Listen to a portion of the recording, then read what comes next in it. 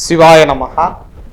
முப்போதும் திருமேனி தீண்டும் ஆதி சைவர்கள் குலத்தில் சுந்தரமூர்த்தி சுவாமிகளின் வழி வழி தோன்றல் திருவான்மியூர் அடியார்க்கு அடியேன் சந்தோஷ் திருமேனி சிவாச்சாரியார். நெக்ஸ்ட் ஜென் நேர்கள் அனைவருக்கும் இனிய ஆங்கில புத்தாண்டு நல்வாழ்த்துக்கள். வரக்கூடிய அந்த 2026ஆம் ஆண்டு உங்களுக்கும் தங்கள் குடும்பத்தாருக்கும் நல்ல சுபிக்ஷத்தை தரணும் அப்படின்னு இறைவனை வேண்டிக்கிறாங்க.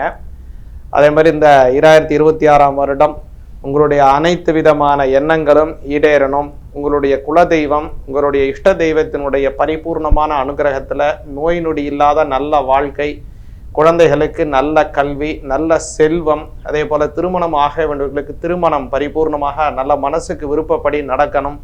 அதே போல் குழந்தை பிறக்க வேண்டியவங்களுக்கு நல்ல வம்ச அபிவிருத்தி ஏற்படணும் அப்படின்னு எல்லாம் வல்ல எம்பெருமான பிரார்த்தனை செய்து கொண்டு இந்த வருடம் பார்த்தீங்க அப்படின்னா ரொம்ப அற்புதமான வருடமாக வருதுங்க.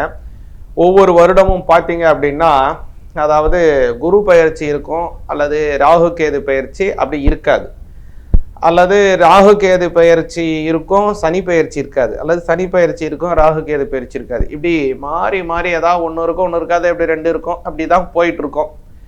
இதுதான் பொதுவாக உள்ள ஒரு நியதி. ஆனால் இந்த வருடம் பார்த்தீங்கன்னா 2026 பார்த்தீங்க அப்படின்னா எல்லா கிரகங்களினுடைய பயிற்சி இருக்கு. தாரா கிரகங்களாக இருக்கக்கூடிய அதாவது பார்த்தீங்க அப்படின்னா செவ்வாய் பகவான், புத பகவான், அதே மாதிரி குரு பகவான், அடுத்தது சுக்கிர பகவான், சனி பகவான், எல்லா கிரகங்களினுடைய பயிற்சி இருக்கு. இதுல ஒரு டாப் என்னன்னு கேட்டீங்கன்னா குரு பகவானை சொல்லணும். அவர் ஒரு கிரகத்துல ஒரு வீடை தாண்டி ஒரு ராசியை தாண்டி அடுத்த ராசி வரைக்கும் போறாரு. 3 ராசிக்கு அவர் போறாரு. இதே 2026 அது மாதிரி ஒரு அற்புதமான நல்ல ஒரு மாற்றங்கள் இருக்கு. இதை மாற்றங்கள் இருக்குன்னு சொல்லும் போதே நீங்க என்ன சொல்லலாம்னா, அது இருக்கட்டும் சுவாமி, அது எப்படியோ போட்டோம், எங்களுக்கு என்ன பண்ணும், எங்க ராசிக்கு அது எப்படி இருக்குங்கிறத சொல்லுங்க அப்படின்னு தான் நீங்க கேட்கக்கூடியது எனக்கு புரியுது. அதனால உங்களுடைய ராசி பலன் எப்படி இருக்குங்கிறத தெளிவா இந்த 2026 எப்படி இருக்குங்கிறத பார்ப்போங்க. அதுக்கு முன்னாடி என்ன அப்படின்னா, இந்த வருடத்தினுடைய கிரக சஞ்சாரம் ரொம்ப அற்புதமா இருக்கு.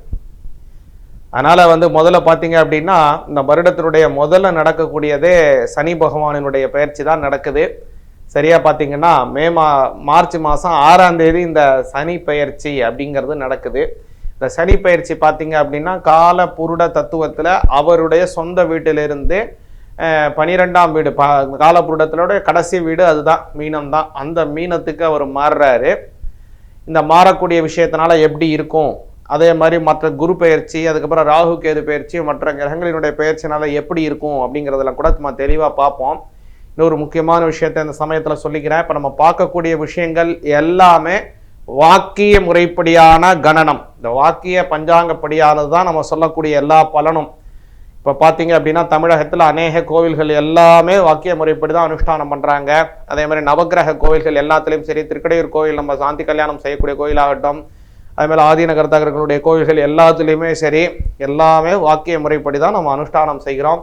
அதனால் நாமும் இந்த வாக்கிய முறைப்படி தான் சொல்லுகிறோம் அப்படிங்கிறத இந்த இடத்துல சொல்லிக்கொண்டு இந்த வருடத்திற்கான பலன் 2020ற்கான பலன்கள் உங்களுக்கு எப்படி இருக்குங்கிறத விலாவரியாக பார்ப்போம். ரிஷப ராசியாகிய உங்களுக்கு இந்த வருடம் பார்த்தீங்க 2026 அப்படின்னா இது ஒரு நல்ல வருடமாக அமையுதுங்க. கடந்த சில நாளாக இருந்த ஜென்ம குரு கொல்லமே கொஞ்சம் பொதுவாக விலகிட்டாங்க. அடுத்ததாக ஒரு நல்ல பலன் என்ன அப்படின்னா 11ல் இப்போது சனி பகவான் வந்தார். ஜீவன சனி இப்போ லாப சனியாக மாறுறாரு. அதனால் பன்மடங்கான லாபம் ஏற்படும். புதிய வகையான விஷயத்தில் நீங்கள் முதலீடு செய்ய போகிறீங்க. பல நாளாக ஏதாவது முதலீடு செய்யணும்னு யோசிச்சுட்டு இருக்கீங்க. அது நிலம் சார்ந்ததாகவோ அல்லது தங்கம் சார்ந்த விஷயமாகவோ ஏதோ ஒன்று இருக்குது அப்படின்னா அதை நீங்கள் முதலீடு செய்வதற்கு வாய்ப்பு இருக்குது.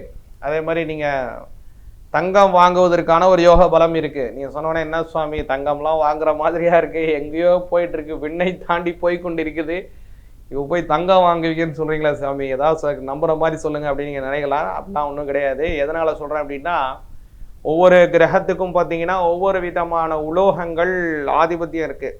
அதாவது சூரிய பகவான் அப்படின்னா அவருக்கு தாமிரம், அதே மாதிரி சுக்கிர பகவான்னா அவருக்கு உகந்தமானது வெள்ளி உலோகம், அதே மாதிரி சனி பகவான்னா இரும்பு உலோகம்.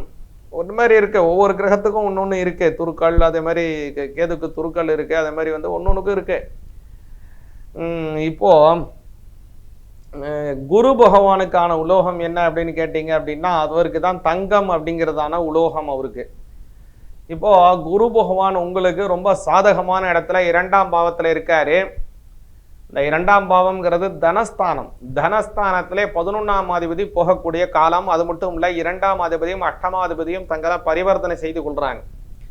ரிஷபராசிக்கு கூடுதலான ஒரு பெரிய பலம் என்ன அப்படின்னா பேச்சாற்றல் உயர போறோம். உங்க பேச்சை எப்படியாவது தடுக்கணும்னு நினைக்கிறது, அல்லது உங்களுடைய சம்பள உயர்வை தடை பண்ணணும்னு நினைக்கிறவங்க, அல்லது அனுகூல சத்துருக்கள் உங்களோட சிநேகிதமாகவே இருப்பாங்க, ஆனால் உங்களுக்கு எதிரான வேலைகளை சில இடத்துல செய்வாங்க. அல்லது நீங்கள் பேப்பர் போட்டு அடுத்த கம்பெனிக்கு மாறலாம்னு நினைக்கிறீங்க, அந்த சமயத்தில் அதுக்கு எப்படியெல்லாம் செக் வைக்கணுமோ அதெல்லாம் செய்யக்கூடியவங்களாகவே இருப்பாங்க. இந்த மாதிரி இருக்கக்கூடிய நபர்களிடமிருந்து உங்களுக்கு ஒரு தப்பக்கூடிய உபாயம் அல்லது அவங்களால உங்களை கட்டுப்படுத்த முடியாதான வளர்ச்சி உங்களுக்கு ஏற்படக்கூடிய ஒரு சுபாவம் உங்களுக்கு ஏற்பட போகுது. இது நன்மை தானே. அது மாதிரி பல நன்மைகள் நடக்கக்கூடியதான இந்த வருடம் அமைய போகுது. ரிஷபராசிக்காரங்களுக்கு கூடுதலான ஒரு நல்ல விஷயம் என்னன்னா தான் முன்னாடியே சொன்ன மாதிரி இந்த குரு பகவான் 2ஆம் பாவத்துல போறதுனால நிறைய தங்க ஆபரணங்கள் வாங்கக்கூடிய பாக்கியம் உங்களுக்கு இருக்கு. அதனாலதான் திரும்ப சொல்றேன். அதனால நீங்க ரேட் எங்கெங்கயோ போயிட்டு இருந்தாலும் தங்கத்தின் விலை எங்க வேணாலும் போகட்டும், ஆனா நீங்க வாங்குவீங்க, அதுல ஒன்றும் கவலையே இல்லை. அதனால ரிஷபராசிக்காரங்களுக்கு இந்த வருடம் நிறைய தங்க சேர்க்கை இருக்கு. அதே மாதிரி கவனிச்சிங்க அப்படின்னா குடும்பத்திலேயே இந்த சனி பகவானும் 11ஆம் இடத்துல வர்றதுனால சொந்த தொழில் செய்கிறவங்களுக்கு ரொம்ப அதீதமான வளர்ச்சி. ரொம்ப நாளாக ஏதாவது சொந்த தொழில் பண்ணணும், இது பண்ணுறதுக்கு ஒன்றும் கை வர மாட்டேங்குது, அதை செய்ய முடிய மாட்டேங்குது, இதை எப்படி இதுக்கு நேரம் ஒதுக்குறதுலாம் ரொம்ப கஷ்டப்படுறீங்களா, கவலையே விடாதீங்க.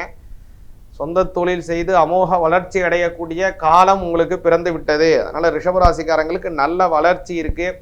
குடும்பத்திலே நல்ல கௌரவம் ஏற்பட போகுது. திருமணம் ஆகியவர்களுக்கு திருமணம், கல்யாணமாகி ரொம்ப நாளாக குழந்தை இல்லாதவர்களுக்கு குழந்தை பாக்கியம் கிடைக்க போகுது. 5ஆம் அதிபதியாக இருக்கக்கூடியவர் புத பகவான், அந்த புத பகவானும் குரு பகவானும் பரிவர்த்தனை செஞ்சுக்கிறாங்க. அதனால பரிவர்த்தனை யோகம் குழந்தை இல்லாதவங்களுக்கு குழந்தை பாக்கியத்தை கொடுக்குது ரிஷபராசிக்காரங்களுக்கு. அடுத்ததாக கவனிச்சிங்க அப்படின்னா இந்த சனி பயிற்சியை சொல்லணும். இந்த சனி பயிற்சி 11க்கு வராருங்கிறத சொன்னேன். அதுக்கப்புறம் நடக்கக்கூடியதான ராகு கேது பயிற்சி. இந்த ராகு கேது பயிற்சியில ஒரு 9ஆம் இடத்துக்கு வரக்கூடியதான ராகுவும் அதே மாதிரி 3ஆம் இடத்துக்கு வரக்கூடியதான கேது அமோகமான நல்ல இடத்துக்கு வராது. நல்ல புதிய மாற்றம். வெளிநாடு செல்லணும்னு ரொம்ப நாளா ஆசைப்பட்டுக்கிட்டு இருந்தீங்கன்னா வெளிநாடு செல்லுவதற்கான ஒரு யோக பலனும் உங்களுக்கு கிடைக்குது. முக்கியமா இந்த ரிஷபராசிக்காரங்க இந்த வருடத்துல திருச்சானூர் அப்படின்னு சொல்லக்கூடியதான திருப்பதி கீழ் திருப்பதியில் இருக்கக்கூடிய அம்பாலும் நிச்சயமா போய் தரிசனம் பண்ணிட்டு அதுக்கப்புறம் மேல் திருப்பதி போய் தரிசனம் பண்ணிட்டு வாங்க. இல்லை மேல் திருப்பதி அம்பா சுவாமி வெங்கடாஜல தரிசனம் பண்ணிட்டு கூட திருச்சானூர் அம்பாலை தரிசனம் பண்ணுங்க. நிச்சயமா திருச்சானூர் அம்பாலை தரிசனம் பண்ணிட்டு வாங்க. இந்த வருடம் உங்களுக்கு வாழ்க்கையில ஒரு பெரிய மாற்றம் காத்திருக்கிறது. சிவாய நமக.